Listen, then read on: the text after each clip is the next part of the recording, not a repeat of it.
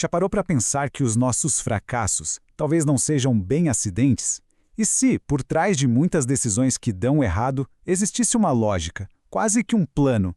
Nesta nossa conversa, a gente vai mergulhar fundo nessa ideia, que parece estranha no começo, a de que os nossos erros podem ser, na verdade, ferramentas bem inteligentes. Ok, para a gente começar a entender isso, tem uma pergunta que é um pouco desconfortável, mas que está no centro de tudo. Será que as pessoas realmente querem mudar de ideia quando recebem um conselho ou um aviso? A resposta, olha, pode não ser tão simples quanto parece.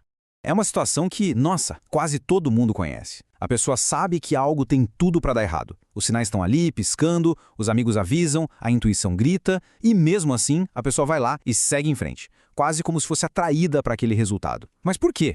E é isso que nos leva para a primeira parte da nossa exploração. Por que, afinal, os sinais são ignorados? Vamos juntos questionar a própria natureza do que a gente costuma chamar de erro. A sequência é frustrante e super familiar, né? Primeiro vem os avisos, depois os conselhos, seja de amigos ou especialistas. Aí a própria pessoa percebe os sinais. E o passo final? A decisão de continuar mesmo assim. Parece totalmente lógico, mas talvez não seja. E se a gente virasse essa lógica de ponta cabeça? E se o tal erro não for uma falha no sistema, mas uma parte dele que funciona muito bem? E se ele estiver servindo a um propósito que a gente não consegue ver de cara? A ideia aqui é que o fracasso pode ser tipo um substituto, sabe? Às vezes, a vida cria um cenário de erro só para forçar alguém a lidar com algo que estava sendo varrido para debaixo do tapete. Pode ser um confronto difícil, um limite que não foi estabelecido, ou aquela conversa que ficou entalada na garganta. Isso se conecta com um conceito central, a teia dos acontecimentos. Pensa assim, nenhuma decisão nossa é isolada, ela não vive numa bolha, cada escolha cria umas ondinhas que afetam as pessoas, os relacionamentos e tudo ao nosso redor. O que parece um erro pessoal pode ser, na verdade, um reajuste necessário nessa teia toda. Beleza? Agora que a gente já entendeu que o erro pode ter um propósito, vamos para a segunda parte e para a grande revelação. Qual é o plano mestre por trás do fracasso? A perspectiva que muda de ser uma vítima para ser o arquiteto da situação. Essa é talvez a ideia mais provocadora de todas. A de que uma pessoa arquiteta tudo o que for preciso para fazer o que ela decidiu fazer, mesmo que seja algo que vai dar errado. Isso é muito forte, porque tira a gente do lugar de passageiro e coloca no banco do motorista. Então, o ponto crucial é este. Não somos vítimas inconscientes das circunstâncias. Muitas vezes estamos só seguindo um roteiro que já existe dentro da gente, uma lógica mais profunda que busca um resultado maior, mesmo que o caminho até lá pareça um baita fracasso. E essa comparação aqui na tela ilustra isso de um jeito brilhante. A diferença entre o resultado micro, que é o erro aparente, e o resultado macro, que é o conserto que ele provoca. Algo pode dar errado no financeiro, mas acertar as contas no emocional. Pode dar errado nos negócios, mas salvar um relacionamento. O que é um erro no curto prazo pode ser exatamente o que alinha a nossa identidade para o longo prazo.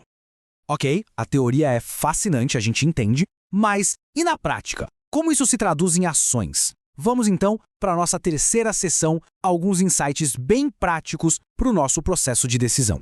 Olha que ferramenta poderosa para usar antes de qualquer grande escolha. É uma pergunta estratégica. Se isso aqui der errado, o que eu provo? E para quem eu provo? Essa pergunta é capaz de desenterrar as motivações que estão escondidas por trás de uma decisão. E quem seria essa plateia para a qual a gente tenta provar alguma coisa?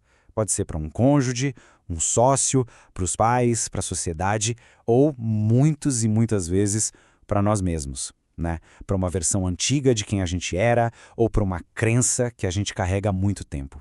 Isso nos leva a uma dica que é, olha, fundamental. Não se deve terceirizar as conversas difíceis para a vida. Se um diálogo precisa acontecer, é melhor que ele aconteça de forma direta, porque senão a vida pode criar uma crise, um erro forçado, só para obrigar essa comunicação a acontecer. E é por isso que conselho, muitas vezes, não funciona. Uma pessoa só muda quando está pronta, quando o custo de continuar do mesmo jeito se torna insuportavelmente maior do que o custo e o medo de mudar. É um cálculo que acontece por dentro. E com isso, a gente vai para a nossa conclusão, na quarta e última parte. Aqui, vamos juntar todas as peças e reenquadrar a ideia de fracasso não como um defeito, mas como uma ferramenta funcional. E essa frase resume a ideia central de toda a nossa conversa de hoje. Ela é um alerta. Cuidado para não pedir que a vida explique aquilo que você não tem coragem de dizer. É um lembrete para a gente assumir a responsabilidade pela nossa própria voz e pelas nossas necessidades. Portanto, a grande mudança de perspectiva é esta. Sob essa nova luz, um erro não é uma falha. Ele é um mecanismo. Um mecanismo para o crescimento, para realinhar a nossa rota e, acima de tudo, para a comunicação, seja com os outros, seja com a gente mesmo.